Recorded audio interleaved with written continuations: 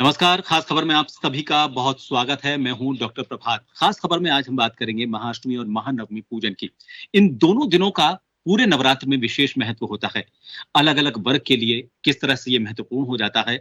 अगर हम स्वास्थ्य को लेकर देखें या फिर हम परिवार की उन्नति को लेकर देखें, देश के नज़रिए से अगर हम देखें तो अष्टमी और नवमी पूजन किस तरह से खास हो जाता है। और भी कई सवाल हमारे साथ जो दर्शकों के जुड़े हुए हैं, उनको हम यहाँ पर पूछेंगे और जो हमारे साथ मेहमान यहाँ पर जुड़े हुए हैं, अपने ज्योतिष विशेषज्ञ, उनसे जानने की कोशिश करेंगे उन सवालों के जवाब। हमारे साथ जुड़े हुए हैं डॉक्टर अमित व्यास जी, ज्योतिषाचार्य, और हमारे साथ ज्योतिषाचार्य आचार्य पवन शर्मा जी कुछ देर में इस चर्चा का हिस्सा बनेंगे। आचार्य डीपी शास्त्री जी से भी हम कोशिश करेंगे, वो भी हमारे साथ दिल्ली से जुड़े। डॉक्टर साहब, दोनों दिनों को लेकर एक अलग-अलग महत्व माना जाता है। अष्टमी की बात करें या नवमी की बात करें, कुछ जगह अष्टमी का पूजन किया जाता है, कुछ जगह नवमी का पूजन किया जाता है। दोनों का अलग-अलग किस तरह से महत्व है और क्या दोनों का भी पूजन किया जा सकता है? क्योंकि कई लोग सिर्फ अष्टमी का पूजन करते हैं, नवमी का नहीं, और कई लोग ऐसे भी हैं जो सिर्फ नवमी को ज़्यादा महत्व देते हैं। देखिए, बहुत अच्छा प्रश्न किया है प्रभात जी आपने। देखिए, माँ दुर्गा के वैसे तो 9 स्वरूप हैं, लेकिन अष्टमी और नवमी के दिन माँ लक्ष्मी की पूजा को विशेष दर्जा इसलिए दिया गया है। अगर ज्योतिष की दृष्टि से देखें तो हमारे 9 ग्रह हैं और उन 9 ग्रहों की शांति के लिए या हमारे जीवन में उन 9 ग्रहों का प्रभाव शुभ प्रभाव के रूप में रहे, उस उपलक्ष्य में भी इस त्योहार को या इस पर्व को मनाया जाता है। पर चूंकि माँ दुर्गा को एक शक्ति का पर्याय भी माना गया है और मार्कंडेय पुराण में तो बहुत अच्छी बात लिखी हुई है कि अगर आपको अपने जीवन में शक्ति प्राप्त करनी है या शत्रुओं का नाश करना है तो निश्चित रूप से आपको माँ दुर्गा की शरण में ही जाना पड़ेगा। तो ऐसी स्थिति में अष्टमी और नवमी का जो पर्व है, ज्यादातर उत्तर भारत में अष्टमी और नवमी को पूजने को लेकर अलग अलग प्रदेशों में अलग अलग प्रकार की सूचनाएं देखने को और सुनने को मिलती हैं। जहां तक राजस्थान का सवाल है तो यहाँ अष्टमी को ज्यादा प्रायोरिटी दी जाती है, जबकि दिल्ली में या उत्तर प्रदेश और लगभग बिहार का काफी कुछ हिस्सा ऐसा है जहां पर नवमी की पूजा करने का शास्त्र सम्मत विधान बताया है। अब प्रश्न ये उत्पन्न होता है कि अष्टमी के दिन अगर कोई व्यक्ति पूजा नहीं कर पाता है या मान लीजिए अष्टमी को भी पूजा कर ले और नवमी को भी पूजा कर ले, तो देखिए ईश्वर की भक्ति करने में भाव देखा जाता है, न कि आपका उसके प्रति क्या दृष्टिकोण है। जी। तो अष्टमी को वैसे भी क्या है, रोग शत्रु और कर्जे का नाशक। अष्टमी तिथि जो है वो रोग शत्रु और कर्जे का कारक है। और नवमी जो तिथि है वैसे तो रिक्ता तिथि मानी जाती है, लेकिन विजय प्राप्त अगर करनी है आपको किसी प्रकार से तो उसके लिए निश्चित रूप से नवमी का पर्व ही श्रेष्ठ माना गया है। तो दोनों ही स्थिति में जो लोग बाग अष्टमी की पूजा करते हैं या नवमी की पूजा करते हैं, इसमें देखिए 9 कन्याओं का भोजन कराने का शास्त्र सम्मत विधान है। और जिन लोगों के यहाँ पर 9 दिन माँ दुर्गा की स्थापना की जाती है, कलश की स्थापना की जाती है, ज्वारे जो बोए जाते हैं, तो उन लोगों के द्वारा अष्टमी के दिन व्रत किया जाता है और नवमी के दिन जो लोग बाग इसको कन्याओं को जिमाकर अपनी उस चीज को पुराणों के अनुसार उसको संपन्न करते हैं। लेकिन अब प्रश्न ये उत्पन्न होता है कि आपने जैसा कि अभी प्रश्न भी किया, जहां तक मेरा सवाल है व्यक्तिगत रूप से, तो हमारे यहाँ पर तो नवमी की पूजा की जाती है। हालांकि अष्टमी के दिन हम लोग व्रत करते हैं, जैसे कि अपन उठने बैठने वाले जो व्रत करते हैं, जो लोग नवरात्रा स्थापना के दिन जो व्रत करते हैं और नवमी पूजा करते हैं तो वो अष्टमी का व्रत करते हैं। और अगर कोई व्यक्ति अष्टमी की पूजा करने के साथ साथ में कन्याओं को जमा देता है तो नवमी का भी व्रत करना उसके लिए आवश्यक हो जाता है।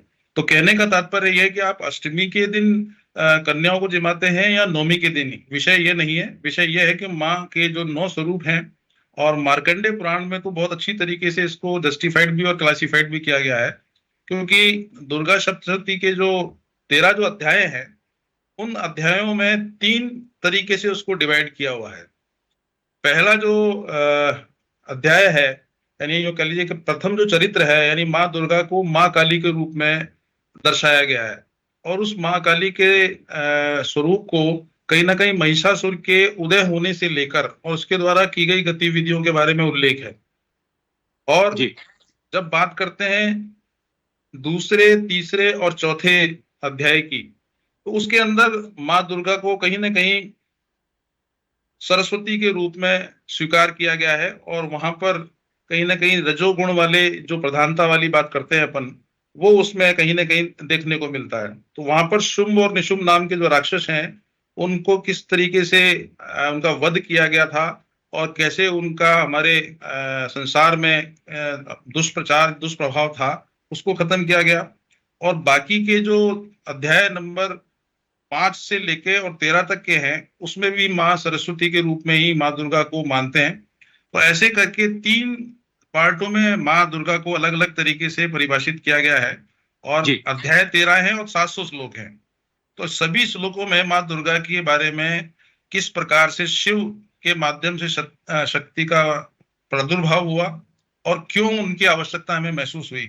क्योंकि जब जी जब भी इस पृथ्वी पर असुरों की जो ताकतें हैं वो बढ़ी और मानव जीवन को नुकसान करने की स्थिति में आए, उस स्थिति में माँ दुर्गा ने अलग अलग समय काल परिस्थिति में अलग अलग तरीके से जन्म लिया। और जी आज जी अगर हम देखते हैं तो माँ दुर्गा जी के 9 स्वरूपों को 9 ग्रहों के तरीके से ही पूज्य माना जाता है। अब जी डिपेंड करता है कि आपकी कुंडली में आपके ग्रहों के द्वारा आपको किस प्रकार से नुकसान किया जा रहा है। और जी वैसे भी मैं एक कहा सवाल जाता और है पूछना कि चाहूंगा। जो कन्या पूजन को लेकर ये कहा जाता है कि इनका अलग अलग तरीके से अलग अलग महत्व है। मैं दो चीजें जानना चाहूंगा। एक तो इसका धार्मिक महत्व क्या है और एक ज्योतिषीय महत्व क्या है, क्योंकि कन्या पूजन लोग करते हैं, उनके चरण पगाते हैं, उनको भोजन करवाते हैं, उनकी आरती उतारते हैं, सब करते हैं, लेकिन इसके दोनों अलग अलग महत्व। मुझे लगता है कि इसका एक ज्योतिषीय महत्व अलग नजरिए से देखा जाएगा और धार्मिक महत्व अलग नजरिए से देखा जाएगा। वो मैं आपसे जानना चाहूंगा। देखिए, किसी भी पृथ्वी के संचालन करने के लिए विकास और विनाश 2 पर्याय चीजें होती हैं।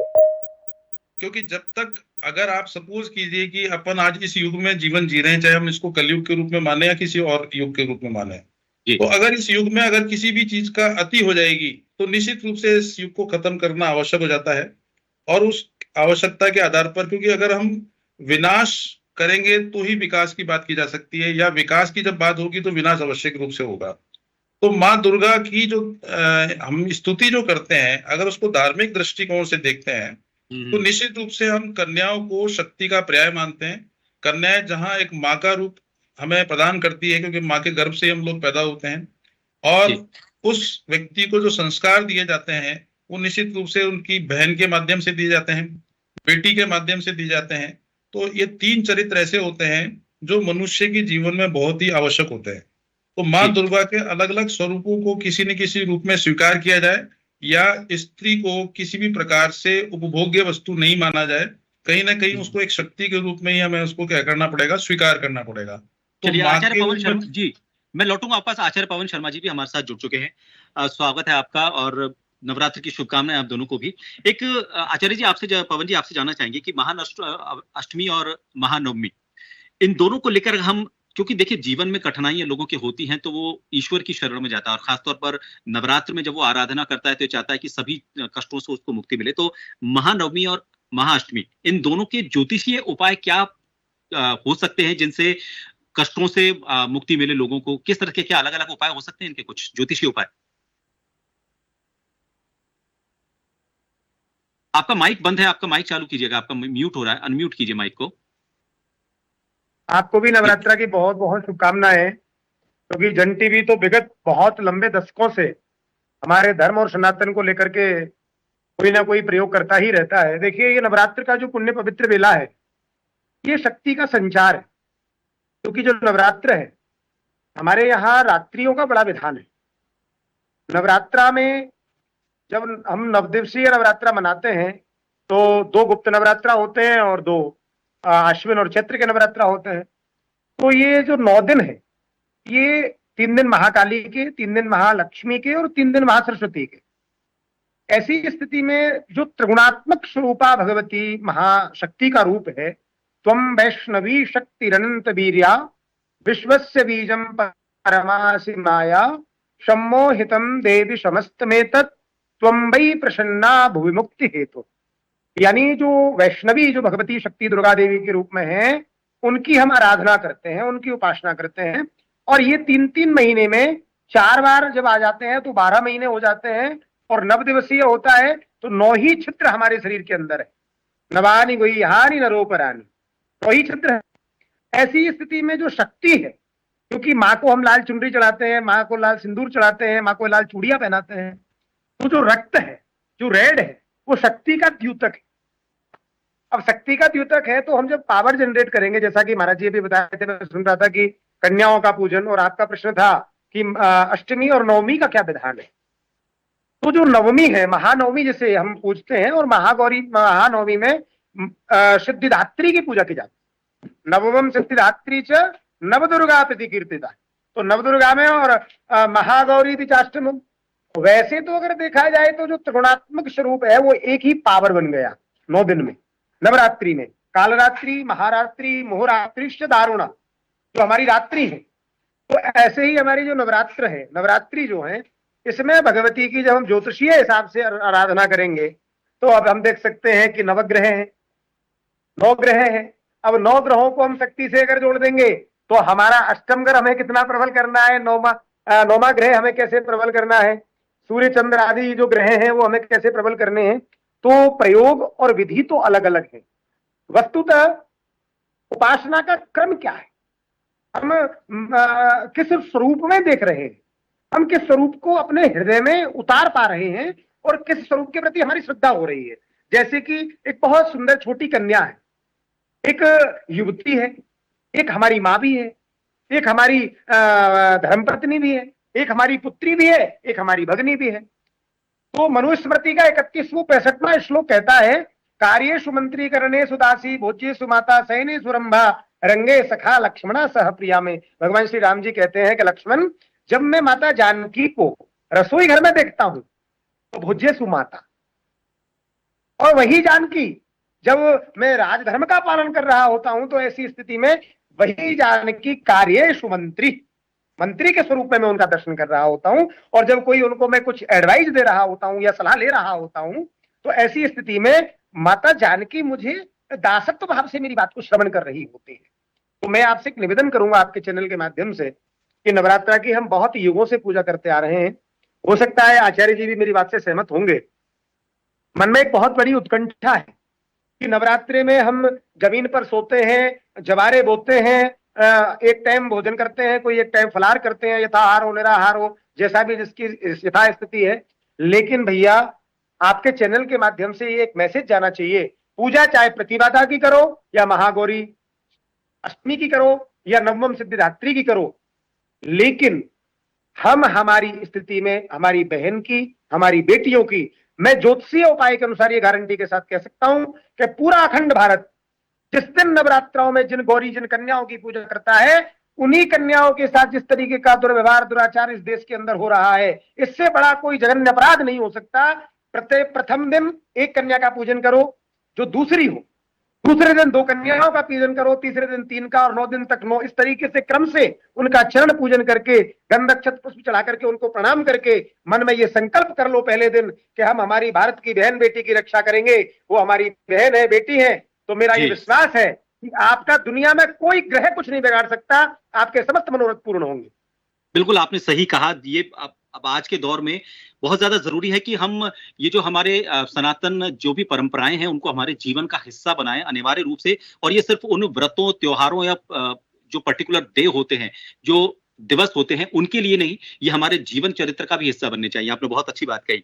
डॉक्टर साहब आपके पास आना चाहेंगे। कई लोगों को ये दोष होते हैं, किसी को पितृदोष हुआ, किसी को मंगल दोष, किसी को काल सर्प दोष, तो उनके जहन में कई तरह के सवाल होते हैं। क्या अष्टमी और नवमी पूजन में इन दोषों से मुक्ति के लिए क्या कोई विशेष तिथि मानी जाए, विशेष कोई पूजा मानी जाए, कोई विशेष विधान माना जाए? डॉक्टर साहब देखिए, बहुत अच्छा, बड़ा इंपॉर्टेंट क्वेश्चन किया, क्योंकि ये बहुत जनरल सी बात रहती है कि हर आदमी जब ज्योतिषी के पास जाता है उसके मन में ज्यादातर रोग, शत्रु और कर्जे को लेकर दिमाग में चीजें रहती हैं। और जैसा कि हम मानते हैं कि अष्टमी जो तिथि होती है वो रोग, शत्रु और कर्जे को नाश करने के रूप में देखी जा सकती है। और जैसा कि अभी डॉक्टर साहब ने भी बताया कि जो अष्टम स्थान होता है ना, वो निश्चित रूप से हमारे जीवन में किसी भी प्रकार की जो विपदाएं होती हैं उनको कारक माना जाता है। वो चाहे शारीरिक कष्ट हो, चाहे आर्थिक कष्ट हो या मानसिक कष्ट हो। तो ऐसी स्थिति में, और चूंकि उसको मृत्यु का घर भी बोलते हैं, तो निश्चित रूप से जब अष्टमी के दिन अगर हमारे द्वारा दुर्गा सप्तशती का पाठ किया जाए या किसी सुयोग्य पंडित या पंडितों से अगर उसका हवन कराया जाए, और साथ ही एक सबसे महत्वपूर्ण बात जो बताने जा रहा हूं वो ये है कि अगर आदमी अष्टमी के दिन अगर माँ दुर्गा के स्वरूपों को अगर अपन पूछते हैं तो उसको आत्मसात करने के लिए दो शक्तियों पर विश्वास रखना आवश्यक है कि अपने घर में अगर कोई बहन बेटी है तो उसको इस प्रकार से सम्मान दें जिससे कि कल को अगर शादी होकर अगर कहीं वो जाती है तो उसके मन में कभी इस प्रकार का दुराभाव देखने को नहीं मिले, क्योंकि अगर ये शुरुआत हम अपने घर से ही करेंगे तो निश्चित रूप से उसका प्रतिफल जो है आज नहीं तो कल हमारे को देखने को मिलेगा। जैसा कि अभी पवन जी ने भी बात बताया कि आज के इस युग में नौ दुर्गा या नवरात्रि की पूजा करना ही प्रासंगिक नहीं है, उसकी प्रासंगिकता तभी है जब उसको हम व्यवहार में अमली जामा पहनाएं। तो निश्चित रूप से अष्टमी के दिन मेरा ऐसा मानना है कि अपन कन्याओं को जिमाते हैं या नहीं जिमाते हैं, या नौमी को जिमाते हैं या नहीं जिमाते हैं, विषय वो नहीं है। विषय यह है कि अष्टमी की जो तिथि होती है वो तंत्र मंत्र के लिए बहुत बेहतरीन तिथि मानी जाती है। तो अगर इसी दिन अगर हम स्वयं के द्वारा एक मंत्र है 108 बार अगर आप पढ़ लेते हैं, या देवी सर्वभूतेषु शक्ति रूपेण संस्थिताम नमस्तस्यै नमस्तस्यै नमो नमः, अगर इसका स्वाहा बोलकर हर मंत्र पर अगर हम हवन में ये काम करते हैं तो आप ये मान के चलना कि आपके घर के रोग शोक कलेश तो खत्म होंगे ही, बल्कि आपको एक आत्म शुद्धि का और आपको एक शक्ति का एक नया आपको आभास महसूस होगा। और दूसरी बात, सबसे बड़ी महत्वपूर्ण बात है कि जैसा कि अभी नौ दुर्गों या नौ ग्रहों की बात की जा रही थी, तो हमारे द्वारा हम अपनी समस्याओं को खुद ही पैदा करते हैं और उसका समाधान भी हमारे पास ही होता है। ये बहुत सोचने वाली बात तभी होती है क्योंकि मनुष्य के पास इतनी शक्तियां होती हैं, उन शक्तियों को सृजित करने के लिए भी नौ दुर्गा को ही हम याद करते हैं। अगर हम सात्विक जीवन जीते हैं 9 दिनों में, तो ये मान के चलना कि हमने अपने बॉडी का एनर्जी लेवल, हमारी इम्यूनिटी पावर, हमारा कॉन्सेंट्रेशन, हमारी कंसिस्टेंसी और सबसे बड़ी बात है हमारे मनोभाव। क्योंकि अखबारों में जिस प्रकार की सुर्खियां देखने को सुनने को मिलती हैं वो कहीं ना कहीं हमारे को परेशान जरूर करती हैं, लेकिन अगर हम शुरुआत अपने घर से करते हैं तो मैं नहीं समझता कि समाज को सुधारने में कहीं कोई बहुत देर लगेगी। बिल्कुल हमारा सही कहा आपने सनातन कि जो परिवार से शुरुआत करनी चाहिए, और ये परिवार से जो शुरुआत है, परिवार की जो परंपराएं होती हैं और जो हम ये कहते हैं ना कि उनको संस्कार देने की शुरुआत, अगर परिवार सबसे पहला पाठशाला कही जाती है, उसके बाद बच्चे बाद में जाते हैं, 3-4 साल के होते तब विद्यालय में जाते हैं, तब वो आगे शिक्षा को लेते हैं। लेकिन परिवार की जो परंपराएं होती है, परिवार से जो उनको संस्कार मिलते हैं, वो अगर सही मिले रोजमर्रा के जीवन में, मैं तो कहता हूँ रोजमर्रा के जीवन में, एक छोटा सा उदाहरण है, आप कभी भी खाना बनाने के लिए अपने बेटे को शायद ही कोई कहता होगा कि जा बेटा खाना बना ले, लेकिन अगर कोई लड़की दिख जाएगी, जा बेटा चाय बना दे मुझे, ये जो दिमाग के अंदर तक जो हमारे यहाँ पर ये जो घुसपैठ हो गई है ना हमारी सोच में, इसको सबसे पहले बदलना जरूरी है। आपने बहुत अच्छी बात कही। अब आचार्य जी आपके पास आना चाहेंगे। देखिए, राशि सबकी अलग अलग होती है, तो क्या राशि के मुताबिक अष्टमी और नवमी में कुछ पूजा पाठ के तरीके में या कुछ विशेष बदलाव आ सकता है, या फिर एक जनरली पूजा होती है वैसी होती है? राशि के हिसाब से आदमी को कोई बदलाव लाना चाहिए अष्टमी नवमी में विशेष पूजा में? देखिए, ज्योतिषीय गणना के अनुसार जब हम किसी चीज को देखते हैं जी, तो तिथि का जो क्रम है, क्योंकि ये नवरात्र जो है ये एक हमारा ऐसा व्रत है, ऐसा पर्व है कि इसमें सभी जातकों को, जो भी चाहे वो जलचर है, थलचर है, उभयचर है, मनुष्य है या पशु है, क्योंकि ग्रह जो है, कुंडली जो है वो नवचर से उभयचर की और पशु की भी बनेगी, मृत की भी बनेगी और जीवित की भी बनेगी। तो कुंडली की पहचान, ये सारी चीजें बहुत अलग विषय है। कहने का तात्पर्य है कि जो तिथि है, नवम्याम जायते पुंसाम निर्भयो भवते पुमान, नवमी जो तिथि है, नवमी का जो जातक है वो निर्भय होता है, निर्भीक होता है। अष्टमी का, जैसे कि महाराज जी ने बताया, व्यास जी ने, कि तंत्र के लिए बहुत सकारात्मक शक्ति ऊर्जा स्थापित करने का जो अष्टमी है, तो ये प्रत्येक साधक के लिए अष्टमी तिथि में जो भी तंत्रादि को मानने वाले लोग हैं या उद्दीष्ट तंत्रादि की जो उपासना करने वाले लोग हैं, क्योंकि तंत्र क्या है, लोगों के मन में प्रभात जी एक बड़ा डर बन गया है कि तंत्र माने एक बहुकाल बन गया है। बाकी तंत्र माने विधि, तंत्र नरकस्य कारणम, तंत्र एक साधन है, तंत्र एक विधि।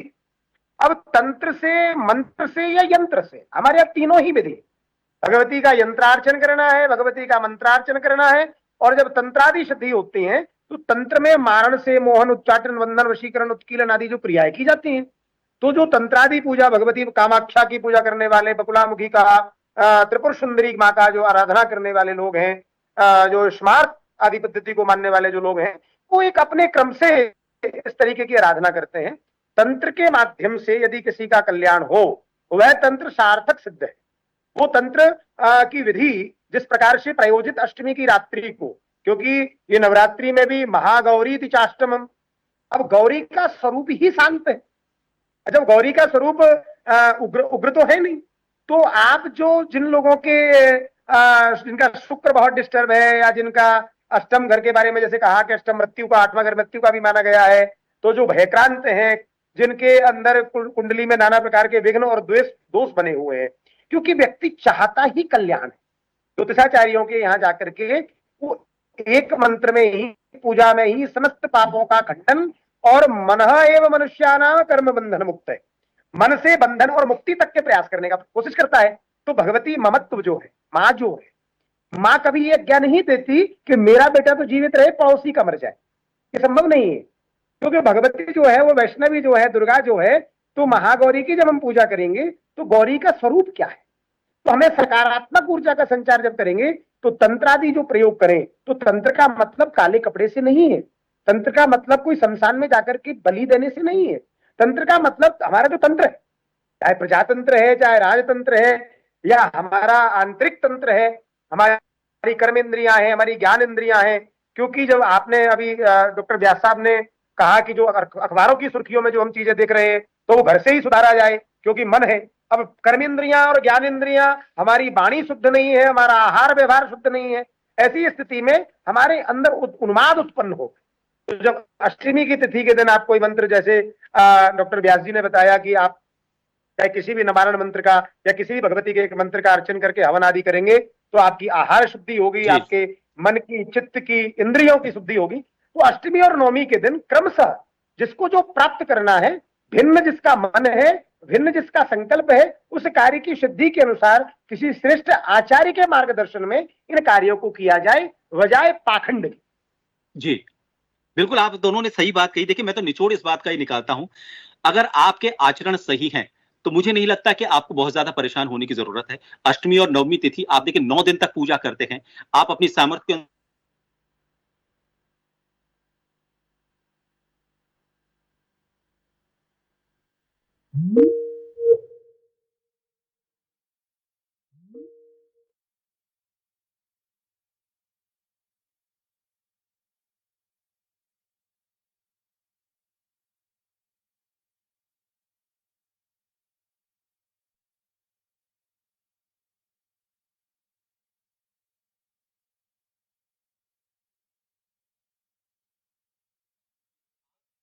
अपने परिवार से करें, अपने घर से करें। आप अपने घर में जो महिलाएँ हैं, आपके घर में जो स्त्रियाँ हैं, आपके घर में जो युवतियाँ हैं, उनके साथ उनको देवी स्वरूप मानकर उनके साथ रोज़मर्रा की ज़िंदगी में आप जो आपका दैनिक जीवन है, उसमें उनके साथ उनका आचरण सुधारें। तब जाकर मुझे लगता है कि आपको सही फल मिल पाएगा। फिर उसके बाद चाहे आप 51 शक्तिपीठों की पूजा आराधना करें, अगर आपका मन सही नहीं है, तो कोई फल आपको नहीं मिलेगा। आपका दोनों का बहुत-बहुत शुक्रिया, क्योंकि थोड़ा-सा हटकर आचरण की तो बात सभी करते हैं, पूजा विधान, सॉरी माफ कीजिएगा, सारे पूजा विधान की और सारी शक्तियों की और इन सब की तो सब बात करते हैं, लेकिन हमारे आचरण में हम देवी स्वरूपा जो स्त्रियाँ हैं, जो महिलाएँ हैं, जो युवतियाँ हैं, उनको किस तरह से स्थान दे सकते हैं, वो सबसे पहले समझना ज़रूरी है, जिसको आपने बहुत गहनता से और गंभीरता से हमारे सामने रखा। बहुत-बहुत शुक्रिया हमारे साथ खास खबर में जुड़ने के लिए। नमस्कार। नमस्कार।